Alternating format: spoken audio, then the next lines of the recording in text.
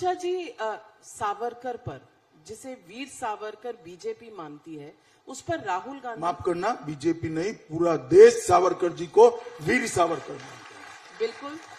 वीर सावरकर जो हम सब के लिए हैं, उन्हें राहुल गांधी जी कहते हैं कि वो घुटने टेक कर चिट्ठी लिखा करते थे ब्रिटिश सरकार को, योर ओबीडियंट सर्वेंट।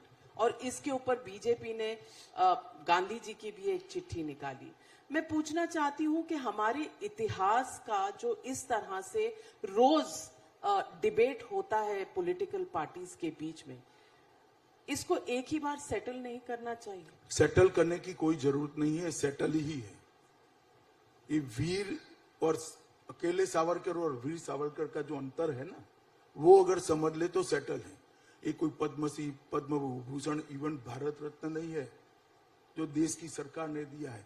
130 करोड़ लोगों ने सावरकर जी की देशभक्ति को वीर नाम से सम्मानित कर आजीवन एटर्नल तरीके से उसके नाम के साथ जोड़ा है, तब कोई वीर सावरकर बनता है। और ये जो लोग आज टिप्पणियां कर रहे हैं, 10 दिन सावरकर जी जहां 10 साल रहे, वो जेल की कोठरी में रहकर बताएं। और समंदर के अंदर 600 किलोमीटर दूर से एक जहाज के अंदर से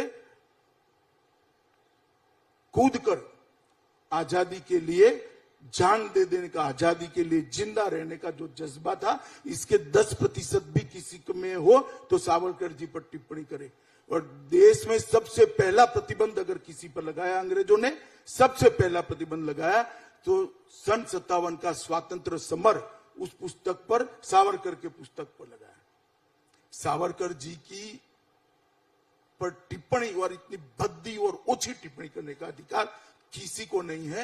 ये तो जब जाएंगे जनता के सामने, तब जनता बताएगी उनको कि सावरकर जी के लिए बोलने का क्या मतलब होता है।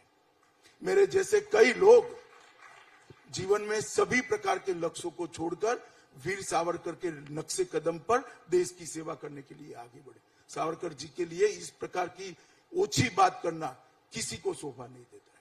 लेकिन क्या ये रिएक्शन नहीं है, क्योंकि बीजेपी भी बार बार निशाना साधती है जवाहरलाल नेहरू पर, वो भी देश के पहले प्रधानमंत्री थे। देखिए, दोनों में अंतर है। जवाहरलाल नेहरू एक राजनीतिक दल के अध्यक्ष रहे, आजादी के बाद प्रधानमंत्री रहे, और उनकी लेगेसी को एक पार्टी आज तक भुनाती रहती है। सावरकर जी ना प्रधानमंत्री रहे, ना कोई राजनीतिक दल उनका चुनाव लड़ा है। दोनों के बीच में अंतर है। सुभाष बाबू और जवाहरलाल जी के बीच में अंतर है।